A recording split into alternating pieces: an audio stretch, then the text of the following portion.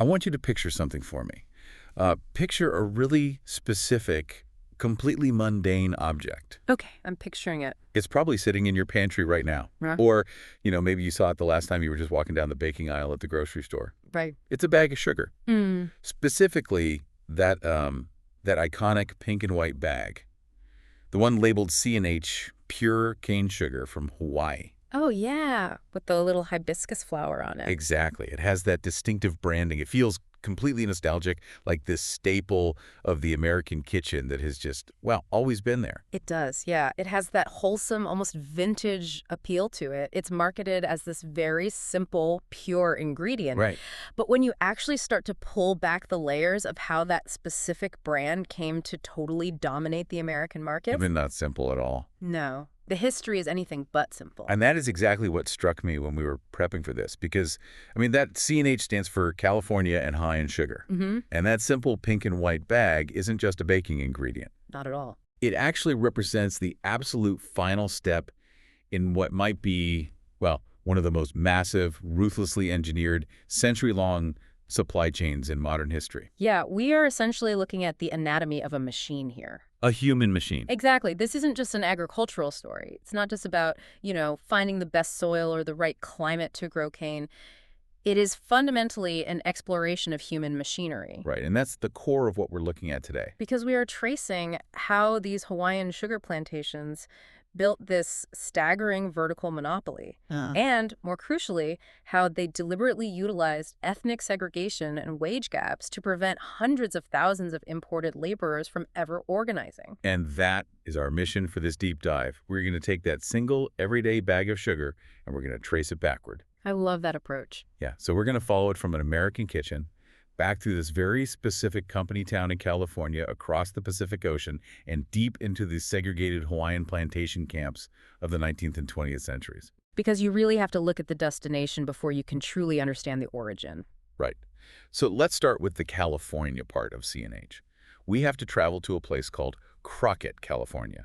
It's sitting right on the San Francisco Bay. Crockett is just such a fascinating starting point. It really is. Because it completely upends how we usually think about plantation economics. If you look at Crockett, historically, especially by the 1920s, say you are looking at an enclave where roughly 95% of the residents worked for C&H. That statistic is just wild to me. 95%. It's essentially everyone. Because we always hear about the isolated, company-owned plantation towns out in Hawaii, right? Like where the boss owns your house, the store, the roads. The classic company town model. But the Hawaiian planters basically just copy-pasted that exact concept of a company town right onto the U.S. mainland. They absolutely did. It is the enclave logic exported straight across the Pacific. Wow. By controlling the entire civic environment of Crockett. The housing, the infrastructure, the employment. The plantation owners ensured total control over the refining output. So it wasn't just a place to process sugar. No, Crockett wasn't just a factory. It was the mainland hub for an entire trans-Pacific operation. I am trying to put myself in the shoes of a Hawaiian planter, though, like in the late 1800s or early 1900s. And it raises a really obvious question for me. Which is? Why do you need a California town in the first place? If you're growing all this sugar out in the Pacific, why not just, bag it up right there and sell it directly to the consumer? That would be the easiest way, sure. Right. So why go through the massive capital expense of building a mainland refinery and dominating an entire California town just to do it? Well, to understand that bottleneck, we have to look at the mainland economic landscape of that era. Okay. The planters were facing a massive hurdle. And that hurdle took the form of mainland middlemen. There's always a middleman. Always. And no middleman was more powerful in this space than a figure named Klaus Spreckels. This sugar king. A very well-earned title, honestly. Oh, absolutely. Spreckels had built an absolute behemoth of a beaten cane refining empire. It completely dominated the West Coast. Okay, so he's the gatekeeper. He controlled the processing. Because remember, raw sugar from Hawaii is practically useless to the average consumer. Right. It's not the white stuff you put in your coffee yet. Exactly. It has to be refined into those white crystals we recognize. And Spreckels owned the machinery to do that. I see the dynamic now. Yeah. So you are a planter. You're doing all the backbreaking work of clearing the land, planting, harvesting, and shipping literally tons of raw cane across the ocean. A massive undertaking. But the second your ship hits the California coast, Sprinkles is just standing there at the dock. Waiting with his hand out. And because he is the only game in town, he gets to dictate the price. He had all the leverage. Right. He is skimming a huge cut of your profit margin just to refine it and put it in a bag. And that dynamic created intense friction. I mean, the planters were entirely dependent on mainland refiners to get their raw product into the American sugar bowl. They were losing money at the very last step. They were bleeding profit at the final mile of their supply chain. So in 1906, they made a really radical decision. They decided to cut him out. Completely. They decided to cut out the middlemen entirely. They pooled their resources, and they built their own cooperative refinery right there at Crockett. So they vertically integrated. That's exactly what it is. But, you know, the real structural genius of this, or, well, the real consolidation of power, depending on how you look at it, it didn't happen just by building a factory. No, the physical factory was just step one. Right. The real lock-in happened in 1921. Talk to me about the Capper-Volstead Act, because this seems like the exact moment they locked down the monopoly using federal law. The Capper-Volstead Act of 1921 is just a brilliant example of legal maneuvering. Okay, how so? Well, to understand its impact, you really have to understand its original intent. The law was originally championed to protect small-time American farmers from antitrust legislation. Okay, let me make sure I am grasping the legal mechanics here. Because normally, if, say, 5 massive companies collude to fix prices, share facilities, and control an entire market. The government steps in. Right. The federal government steps in and breaks them up for operating an illegal monopoly. Right. That's why antitrust laws exist. Exactly. But Capper-Volstead created a loophole specifically for agriculture. Yeah, right. Precisely. The logic of the law was pretty sound on paper. If a bunch of small, independent family farms, say tomato growers in Ohio, right, the little guys. Yeah, if they wanted to pool their resources, form a cooperative, and market their tomatoes together so they wouldn't get crushed by massive corporate buyers. They should be legally allowed to do so. Exactly. The law basically exempted agricultural marketing cooperatives from certain antitrust restrictions. So it was designed for mom-and-pop farmers. Yes. But C&H looked at that law and they recognized an incredible opportunity. Oh, I bet they did. They reorganized C&H as an agricultural marketing cooperative under the Capper-Volstead Act. Calling C&H an agricultural marketing cooperative sounds so pastoral and innocent. Doesn't it? But who actually owned this so-called co-op? Well, it was owned proportionally by roughly 14 major Hawaiian plantations. Okay. However, that group of 14 was entirely dominated by an oligarchy known historically as the Big Five. Ah, the Big Five. These are the massive conglomerates that essentially ran the islands. Right. Alexander and Baldwin, American Factors, C. Brewer, Castle and Cook, and Theo H. Davies. Those 5 conglomerates controlled the vast majority of the land, the shipping, and the local economy in Hawaii. Wow. And because they proportionally owned the C&H cooperative, they transformed Capper-Volstead from a shield for small farmers into a sword for a multinational cartel. That is just wild. C&H became the exclusive refiner and marketer of essentially all Hawaiian raw sugar and molasses. I'm just struck by the audacity of it. It's incredibly brazen. I mean, if the same 5 conglomerates own the land where the sugar is grown, Yep. and they own the shipping fleets to get it across the ocean, and they legally pool their resources into a single refinery that processes it, Right. and they own the national brand name on the grocery shelf, Mm. the entire chain is sealed. Completely airtight. There's zero outside competition getting into that pipeline. It is the absolute textbook definition of total vertical integration. They controlled the product from the dirt in Hawaii all the way to the packaged bag in your pantry. The dirt, that's a crucial word there. It is. Because a paper monopoly in California means nothing if you don't control the actual soil where the crop grows. Exactly. You have to have the land. Which means we need to keep tracing our bag of sugar backward. Let's do it. We have to travel from the San Francisco Bay, back across the Pacific, to the islands themselves. And we have to go back decades before C&H even existed. Because to build this empire, like you said, the foundational requirement is land. Right. You cannot grow an ocean of cane without an ocean of dirt. And the history of how the Big Five acquired that land is a history of profound dispossession. The turning point for this seems to be a period between 1848 and 1850, known as the Mahili. Yes. I know this fundamentally changed how land was treated in Hawaii, but what was the system before the mahili? Like, how did land ownership work traditionally? Well, before the mahili, the concept of buying and selling land as a private commodity simply did not exist in Hawaiian culture. This wasn't a thing. Not at all.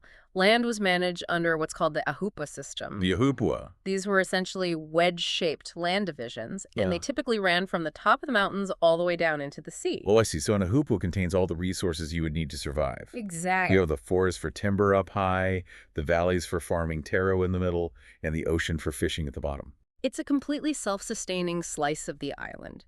It was a shared communal resource system. It was managed by chiefs, but it was worked and inhabited by the common people. And they had rights to those resources. Yes, they had guaranteed access. The land couldn't be alienated or, permanently transferred to an outside party. You couldn't just sell it. So how does the mahil dismantle that? The mahili was heavily influenced by Western advisors and early missionary descendants. People who had gained political influence. Right. They introduced the Western legal concept of private fee simple property. Fee simple, meaning you own it outright, you can sell it, you can do whatever. Exactly. It divided the lands among the king, the chiefs, and the government.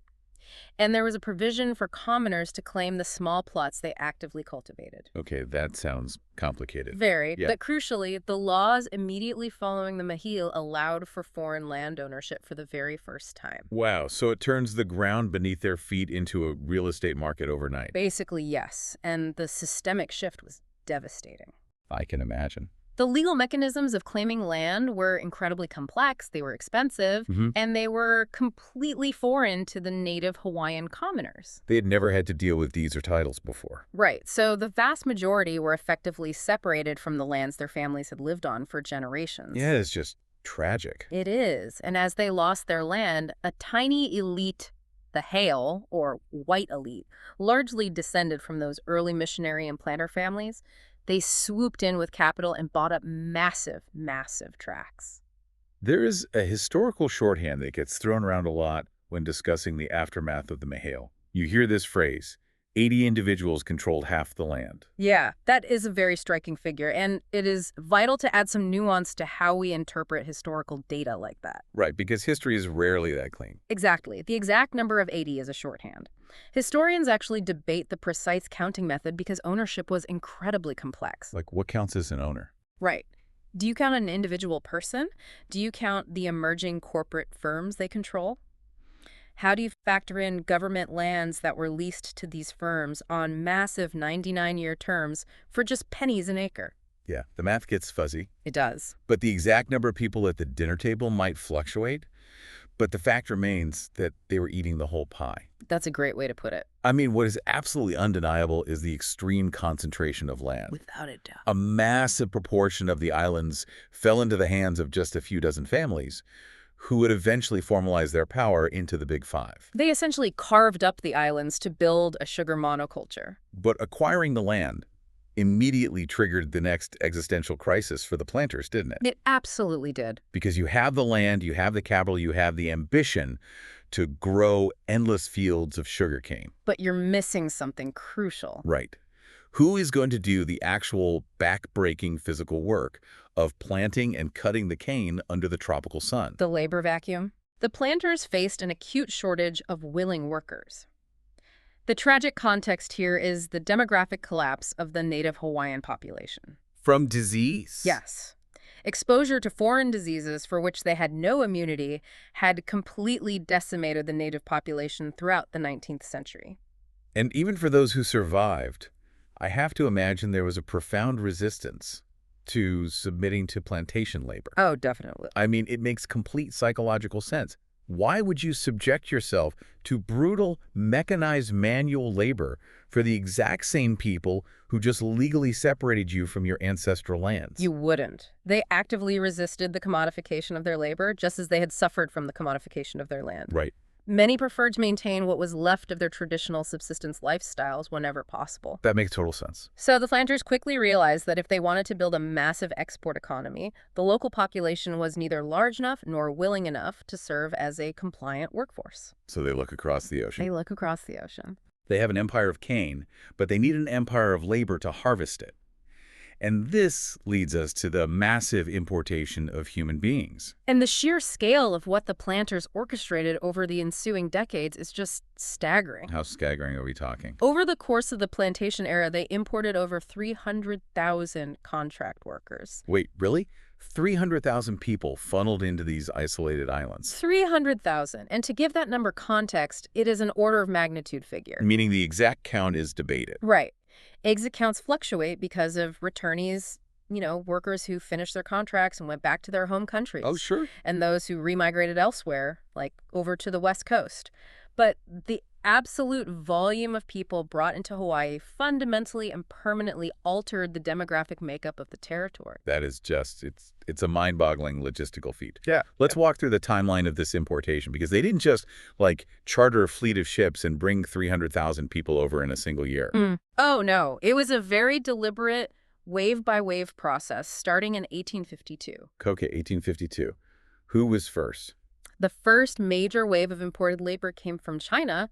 The planters established recruiting networks there, primarily bringing in single men. So Chinese workers first. But I am looking at the timeline we have here, and it is dizzying. They didn't stop with China. The planters basically rotated the globe to fill the cane fields. They really did. After the initial Chinese waves, they shifted focus to the Atlantic. The Atlantic? Yeah, bringing in Portuguese workers. Specifically recruiting from places like Madeira and the Azores. Okay, wait. Why Portugal? I mean, why go literally halfway around the world when Asia's right there? It's a great question. Part of the rationale was demographic engineering. Demographic engineering? What do you mean? The planters wanted a European demographic to offset the growing Asian population on the islands. I see. And the Portuguese from those specific island regions were already accustomed to agricultural labor and subtropical climates. That makes a morbid kind of sense. Furthermore, Portuguese workers often came as families, which the planters thought might create a more stable, permanent labor force. Okay, so that's the Portuguese wave. And then the recruitment shifts back to Asia. Significantly. Starting in 1885, following a treaty with Japan, they began importing Japanese workers. Okay. And the Japanese eventually became the largest single group of laborers on the islands for decades. And it still didn't stop there. No, the machine kept running. From about 1903 to 1905, there was a wave of Korean workers. Okay. And finally, starting roughly around 1906, they began bringing in Filipinos. Oh. They capitalized on the fact that the Philippines had recently become a U.S. territory, which made movement much easier. Because they're basically U.S. nationals at that point. Exactly. And Filipinos actually became the largest of the later waves. And, we must also acknowledge smaller but significant groups like Puerto Ricans, Okinawans, and Spaniards. It is a truly global workforce. It really is. But I really want to emphasize the conditions under which these people were arriving. Yes, that is crucial. Because they weren't just, showing up in Honolulu, dropping off a resume, and applying for an hourly job. No, not at all. They were bound by the 1850 Masters and Servants Act. That legislation is the linchpin of the entire 19th century plantation system. Okay, break that down for me. The Masters and Servants Act established the system of penal contract labor in Hawaii. Let's dissect that phrase, penal labor, because I think a modern listener hears contract labor and thinks of like a modern freelance agreement or a union contract. Right, like an independent contractor. Exactly. But penal labor is vastly different. If you are a worker in the cane fields and the overseer is abusive, or the work is simply too physically destroying. Which it often was. Right. And you decide to just quit and walk away. What happens? It is not a civil breach of contract where you get sued. It is a criminal offense. You are a criminal for quitting your job. Literally. You could be hunted down by the police, arrested, imprisoned, and then forced to work out the remainder of your time. The workers were legally trapped by contracts they signed, often in a completely different country, in a different language, long before they understood the brutal physical reality of cutting cane for 10 hours a day. So the legal system itself was basically functioning as the human resources department for the Big Five. That is a very accurate way to frame it. It was engineered to keep the labor force entirely captive. Yes. But looking at this from a bird's eye view, a major question really stands out to me. What's that? Just from a purely administrative standpoint. Right. Importing workers from 5 or 6 entirely different global regions, places with completely different languages, different cultural norms, different dietary staples. That sounds like an absolute logistical nightmare for the plantation owners. It sounds chaotic. Right. If I were a modern efficiency consultant looking at this, I would say, why go through the headache? Why not just establish a streamlined, highly efficient supply chain with one single country and standardize everything? It is a totally logical question if you view efficiency purely in terms of logistics. But for the planters, the diversity of the workforce wasn't an accidental hurdle. It wasn't. It wasn't a flaw in the system at all. The headache was the entire point. Wait, the headache was the goal. Yes. The diversity was deliberately engineered as the ultimate control mechanism. No way. And this brings us to the core thesis of how this plantation machine operated. It was an institutionalized strategy of divide and rule. Divide and rule. Okay, let's explore the physical reality of how that actually worked on the ground. Okay. Because the historical record is very clear about the architecture of daily life on these plantations. It is. Let's talk about the camps. Okay, so imagine arriving in Hawaii as a newly contracted worker. You get off the ship from Japan or the Philippines. Right. You don't arrive on the plantation and simply mix in with the rest of the workforce. You are placed into strictly segregated housing camps. Segregated based entirely on where you came from. Yes. The geography of the plantation was meticulously mapped out. How so? There was a Japanese camp, a Chinese camp, a Filipino camp, a Portuguese camp. The physical environment you lived in was designed to keep you completely isolated from anyone who didn't share your exact ethnic background and language. That is insidious. Oh. So you were out in the fields all day doing the exact same brutal labor, slashing cane, loading trains, choking on the dust. Sweating in the same sun. Exactly. But when the whistle blows at the end of the shift, you retreat into entirely different worlds. You can't even socialize with the guy in the next row. The isolation was profound, but the physical segregation wasn't even the most insidious tool the planters utilized. Oh, really? There's more? Oh, yes. The real weapon was financial. Let's talk about the wage cap, because this is the part of the history that really clarifies the cruelty of the system for me. The plantations deliberately established a racially tiered pay scale. A racially tiered scale, meaning what exactly? Meaning they paid different base wages to different ethnicities for performing the exact same labor. Okay, I want to make sure I am visualizing this correctly. A Japanese worker, a Portuguese worker, and a Filipino worker could be standing shoulder to shoulder in the same field. Yes. Cutting the exact same row of cane, putting in the exact same hours, under the exact same sun. Doing the exact same job. And at the end of the month, their paychecks would be different solely because of their ethnicity. That is exactly how it functioned. That is just, wow. Haole and Portuguese workers were generally placed at the top of the wage scale, Okay. while Japanese, Chinese, and later Filipino workers were placed at the bottom, with variations even between them. It is a psychological masterclass in preventing solidarity. It absolutely is. I mean, it is impossible to build trust with the guy next to you if you know he's making more than you just because of where he was born. You resent him. Of course you do. Or, conversely, if you're making more than him, you might look down on him or fear he's going to drag your wages down. Right, you protect your own tier. It inherently pits everyone against each other. The resentment was the intended product. And the planters, they took it a step further. They actively weaponized the threat of replacement to enforce discipline across these segregated groups. How did the threat of replacement work in practice? Well, consider the chronological waves of importation we discussed earlier. Right. Chinese, then Portuguese, then Japanese. Those waves weren't just about replacing workers whose contracts expired. They were highly strategic. Oh, really? Yes.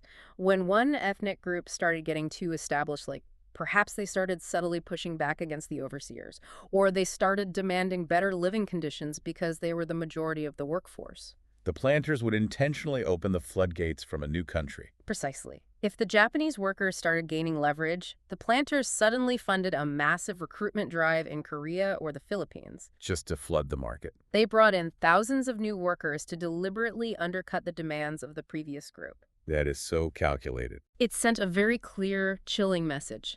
You have no leverage. You are entirely replaceable. We have a whole new demographic of people who are desperate and willing to work for less. It kept the entire workforce in a state of perpetual anxiety and division. Exactly. Now, I understand there's an ongoing discussion among historians about the true intent behind this system. Yes, there is a nuanced debate about the origins of this deeply stratified structure. The debate seems to center on, well, how much of this was a conscious mastermind conspiracy from day one versus how much it evolved organically from the economics of the time. That's the crux of it. Like, did a group of planters sit in a smoky room in 1850 and sketch out an ethnic hierarchy on a chalkboard? Or did it just harden over time? It is a matter of historical emphasis. Some scholars point to very clear, documented policies and letters from planters that explicitly discuss the need to balance nationalities to prevent them from uniting. So they were writing this down.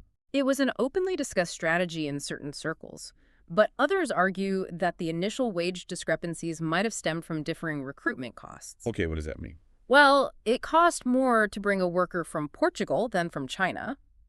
And there were differing standards of living in the home countries, which the planters then calcified into a rigid, formalized system in Hawaii. I see the distinction. But, regardless of whether it started as a grand conspiracy or just an organic economic convenience, the planters clearly recognized that it worked brilliantly to suppress the workers. They saw the results, absolutely. And once they saw it working, they leaned into it hard. They optimized it. It honestly reminds me of modern algorithmic management in the gig economy. Oh, that's an interesting comparison. How so? Well, think about a massive modern corporation that uses software to optimize a fragmented workforce, like delivery drivers. Okay. They keep the gig workers isolated on an app. You never see your coworkers. You don't really know what they're being paid. Right, the black box of the algorithm. Exactly. And the algorithm constantly adjusts incentives to keep you working harder while preventing you from ever comparing notes or bargaining collectively. You're just a node on a screen. Right.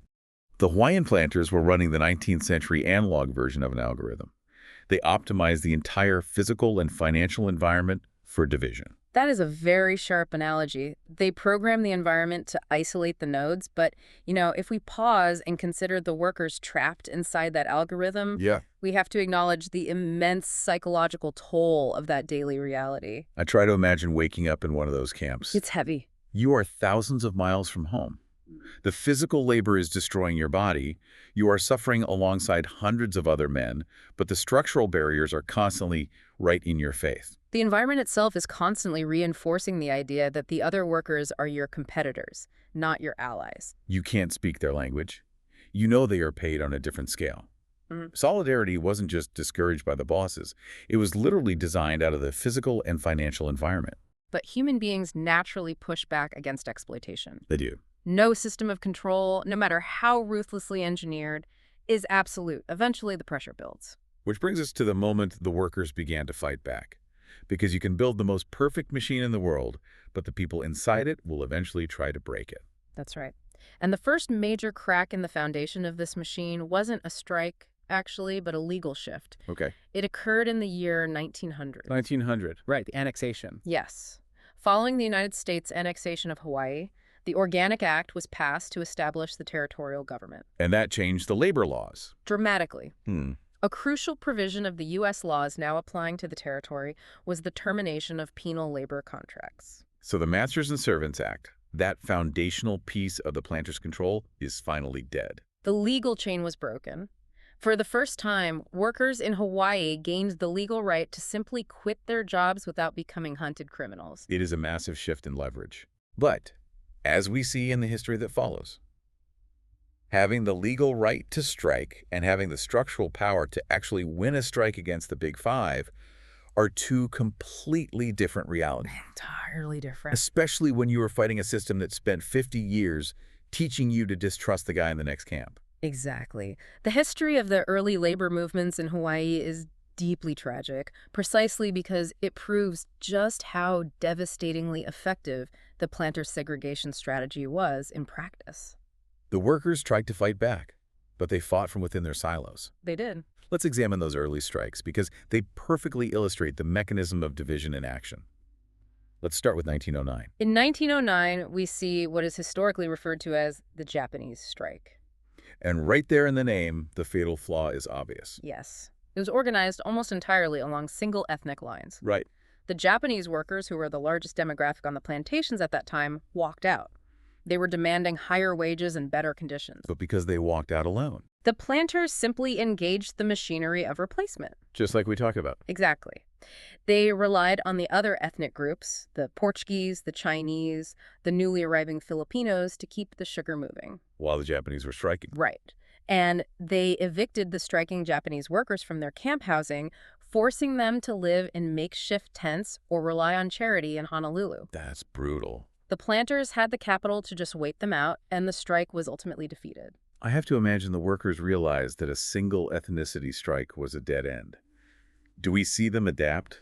We do see an evolution. We move forward to 1920. Okay. This is a very significant moment because we see the first major attempt at inter-ethnic combination. This was the Japanese-Filipino strike on the island of Oahu. So two massive groups attempting to work together. That sounds like a real breakthrough. It was a valiant attempt, but the architecture of division was still too strong. Why? What happened? They weren't a single, unified, integrated union. They were essentially two separate ethnic labor organizations, the Japanese Federation of Labor and the Filipino Labor Union, trying to coordinate a simultaneous action. It's like two separate armies trying to fight on the same battlefield without a unified command structure. That's exactly it. And the planters were incredibly skilled at exploiting that lack of unity. How did they exploit it? They actively drove wedges between the two groups. They used local newspapers to spread rumors and propaganda, playing on historical prejudices. Just stoking the flames. They explicitly exploited the existing resentments created by the wage gap. Ultimately, the lack of deep structural solidarity caused the coalition to fracture, and the 1920 strike failed as well. It shows just how deeply the psychological conditioning of the camps had set in. It was ingrained. Even when they tried to reach across the aisle, the distrust was just too easily weaponized. Yes. Which leads us to 1924, and this one. This one is particularly grim. The 1924 Filipino strike, primarily on the island of Kauai. We are back to a strike organized largely along a single ethnic line. Yes. The Filipino workers, who were by now the largest and lowest paid demographic, walk out. And this time, it doesn't just end at eviction. No. This time, the tension culminated in terrible violence. It resulted in what is known as the Hanapeba killings. What exactly happened in Hanapeba? Striking Filipino workers had gathered in the town of Hanapeba. Tensions had been escalating with the plantation owners and local authorities for days. All powder keg. A dispute over two workers who had crossed the picket line led to a massive confrontation. They clashed with armed local police who had essentially been deputized to protect plantation interests. Right. A gunfight broke out, resulting in the deaths of 16 striking workers and 4 policemen. 16 workers dead in the street. Yes. The human cost is just devastating. It really hammers home the reality of what these people were up against. It wasn't just the bosses. Right, the state apparatus, the police, the local government, it was all an extension of the Big Five's power. If we analyze the mechanics of why these early strikes, 1909, 1920, 1924, why they repeatedly failed, it is a direct reflection of the camp system and the wage gap. The system working exactly as designed. The planters had created a closed environment where one group's economic survival was inherently pitted against another's. The system's genius and its cruelty were completely identical. It's perfectly stated. The exact same structures that made it a ruthlessly efficient economic engine for the owners in Honolulu and the refinery in California were exactly what made it a meat grinder for the people working inside it. Yes. As long as the workers saw themselves as Japanese first, or Filipino first, or Portuguese first, and as plantation laborers second, the Big Five would never lose. But historical momentum rarely stays static. True. No engineered system lasts forever, especially when the people inside it begin to fully recognize the architecture of their own division. They start to see the matrix for what it is. Exactly. And that realization, combined with massive global shifts, brings us to the true turning point of this story. Because to see how the machine finally breaks, we have to fast forward past the Great Depression and through World War II. The aftermath of World War II completely altered the social and political landscape of Hawaii. Everything changed. Returning veterans of different ethnicities had fought side by side. The massive military presence had introduced new dynamics and new ways of thinking. And this sets the stage for 1946. The Great Sugar Strike of 1946. Yeah. Factually speaking, this represents the moment the power dynamic fundamentally flips. It is a watershed moment in labor history, and the catalyst for this shift was a mainland union known as the ILWU. The International Longshore and Warehouse Union. Yes. Why were they successful where decades of previous strikes had failed in blood? What did they do differently? The ILWU fundamentally understood that they had to dismantle the architecture of division before they could challenge the owners. They saw the root of the problem. They achieved the one thing the planters had spent a century trying to prevent: They united the multi-ethnic workforce into a single, cohesive movement. How do you practically achieve that, though? I mean, you still have language barriers. You still have generations of instilled distrust. You do it through grueling, methodical, ground-level organizing. Right. The ILWU leadership, figures like Jack Hall, insisted on absolute integration. Instead of a Japanese strike or a Filipino strike, it was a workers' strike. That's a massive paradigm shift. And they backed it up practically. They built a massive apparatus of translation. Every pamphlet, every speech, every single directive was translated into Ilocano, Tagalog, Japanese, and English. So they broke the communication barrier. They completely shattered it. And they broke the physical barriers, too. Wow. They held integrated union meetings where workers from different camps finally sat in the same room together. Wow, for the first time. Yes. They explicitly campaigned on the principle of equal pay for equal work, attacking the racial wage gap head-on. An injury to one is an injury to all. Exactly.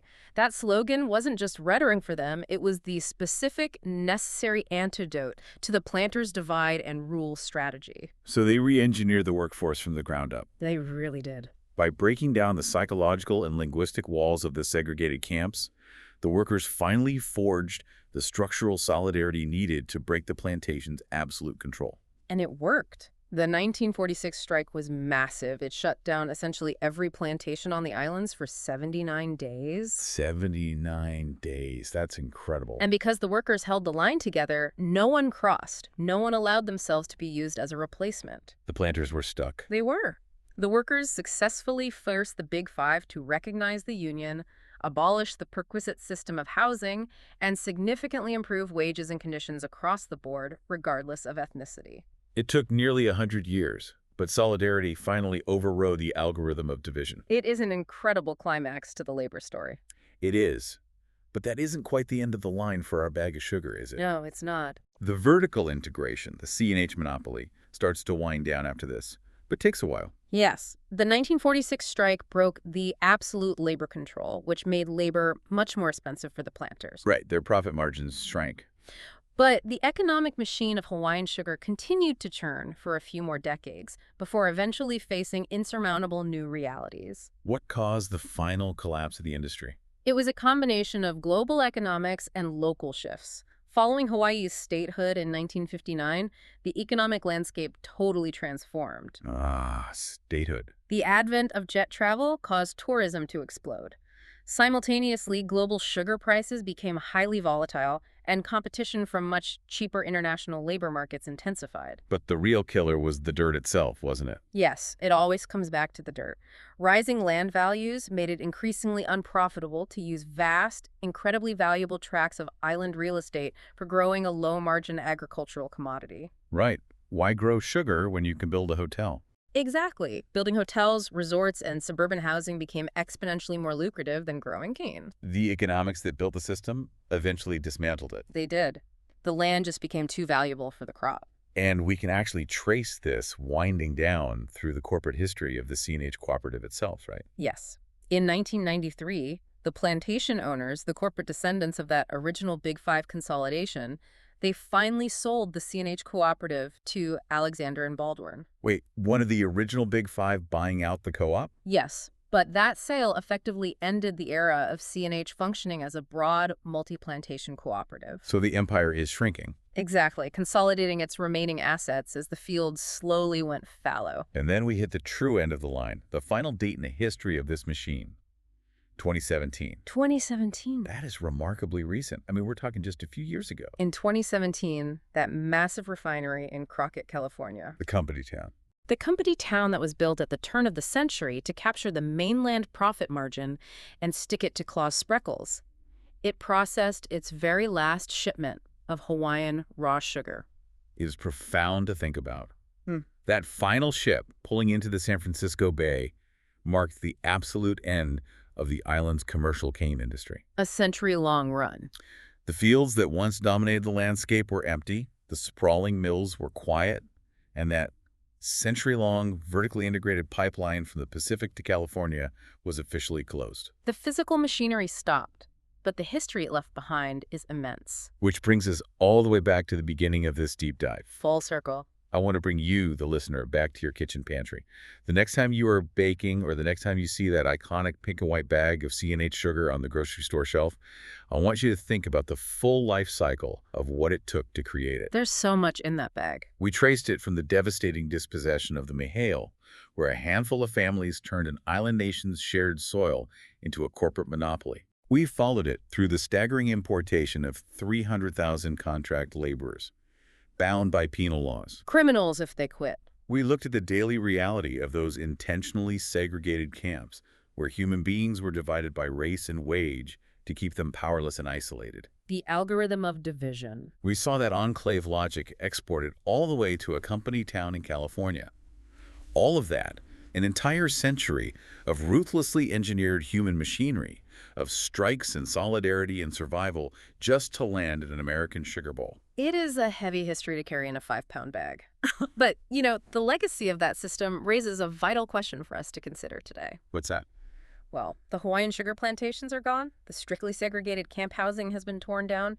The C&H refinery no longer processes island cane. Right, the physical structures are gone. But the fundamental enclave logic, they perfected the idea of controlling the environment, importing an isolated labor force, using algorithmic systems or gig economy structures to artificially separate workers to prevent them from communicating, and fiercely uzzing every single step of the supply chain. The underlying logic.